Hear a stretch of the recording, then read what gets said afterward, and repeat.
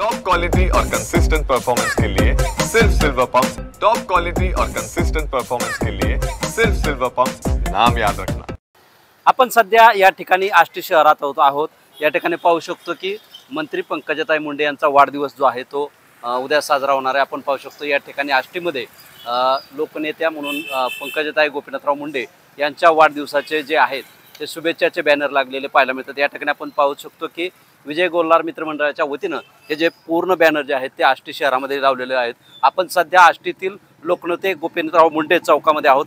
या ठिकाणी विजय गोल्हार जे आहेत माजी जिल्हा परिषदेचे अध्यक्ष यांच्या वतीनं व त्यांच्या मित्रमंडळाच्या वतीनं हे बॅनर लावलेले आहेत। आपण त्यांच्याशी चर्चा करूया।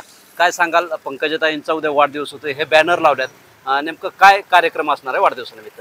कार्यक्रमाचा दरवर्षीप्रमाणे वृक्षारोपण आहे, सरकारी दवाखान्यामध्ये फळ वाटप करायचे, शाळेवर वया पुस्तकं, वया ताईचा फोटो आणि मुंडे साहेबाचा फोटो टाकलेल्या वया आम्ही आणलेल्या आहेत आणि 2000 वृक्ष लागवड आम्ही मतदारसंघात करणार आहोत। आपण पाहतोय की पूर्णपणे हे बॅनर लागलेले पाहायला मिळतात। भाजपच्या तसेच इतर नेत्यांचे देखील यावरती फोटो पाहायला मिळतात, परंतु आष्टीचे जे भाजपचे आमदार आहेत सुरेश धस यांचा फोटो मात्र या बॅनरवरती आपल्याला पाहायला मिळत नाही। काय नेमकं त्यावर? हे कार्यकर्त्यांनी बोर्ड लावलेले आहेत। हे पक्षाचा विषय थोडा बाजूला आहे, बरोबर, कार्यकर्त्यांनी ठरवलेलं आहे की बा कुणाचा बोर्ड लावायचा कुणाचा नाही लावायचा।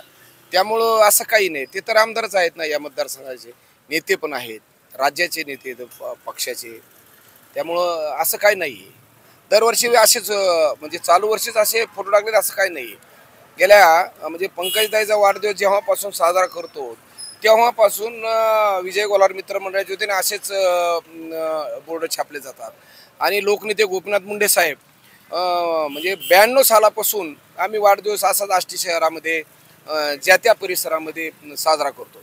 संपूर्ण तालुकाभर हे कार्यक्रम राबवले जाणार आहेत? हो, तालुकाभर, संपूर्ण तालुकाभर जिथं जिथं आमचे कार्यकर्ते आहेत पक्षाचे बी आणि आमच्या मित्रमंडळाचे बी। मित्रमंडळाची एक बॉडी आहे, लोकनेते गोपीनाथ मुंडे गणेश मंडळाच्या माध्यमातून आष्टी तालुक्यामध्ये फार मोठं काम चाललेलं आहे। कोरोनाच्या कालखंडामध्ये आम्ही 10,000 गोरगरीब लोकांना अन्नदान दिलं होतं आणि असं सुखादुखाला किंवा कुणा गोरगरिबांना अन्नदान करण्याचा प्रयत्न करतो किंवा कुणाचा अपघात हो म्हणजे रक्तदान शिबिर, असे दरवर्षी वेगवेगळे उपक्रम मुंडे साहेबाच्या आणि पंकजाताई साहेबाच्या, प्रीतमताई साहेबाच्या माध्यमातून हे मंडळ फार मोठ्या प्रमाणात काम करीत आहे।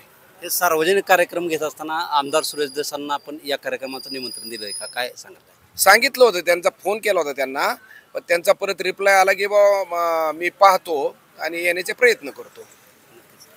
परत एकदा या फोटोवरून मुंडे आणि यांचा अण्णांचा काय संघर्ष जाणवतोय का? नाही, संघर्ष वगैरे काही नाहीये। आमदार साहेबाला तर करंगळीला धरून लोकनेते गोपीनाथ मुंडे साहेबांनी त्यांना चढ उतार चालूच असतो, प्रत्येक घरामध्ये थोडंफार मागे पुढे चालू असतं, असं काही नाहीये। ते नेते आहेत, कोण साहेब नेते आहेत, मतदारसंघात प्रचंड मताने निवडून आलेले आहेत आणि मुंडे साहेबाच्या माध्यमातून राजकारणात एंट्री केली आहे। मी त्यांना सिनियर आहे, त्यामुळं एकच आहोत, असं काही नाहीये। एकाच पक्षात काम करतो, एकाच पार्टीत काम करतो आम्ही, जिल्हाभर म्हणजे असं एकजुटीने एक दिल्याने काम करतो। थोडंफार होतच असतं, परंतु असं काही नाही।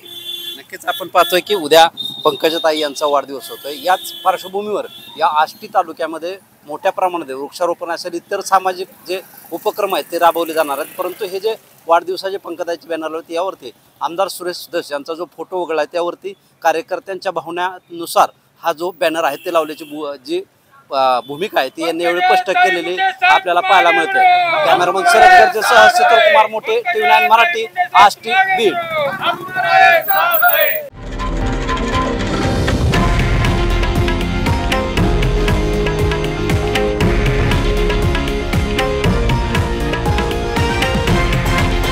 हे आहे देशातील नंबर 1 न्यूज नेटवर्क आणि आपण पाहत आहात TV9 मराठी, एकमेव।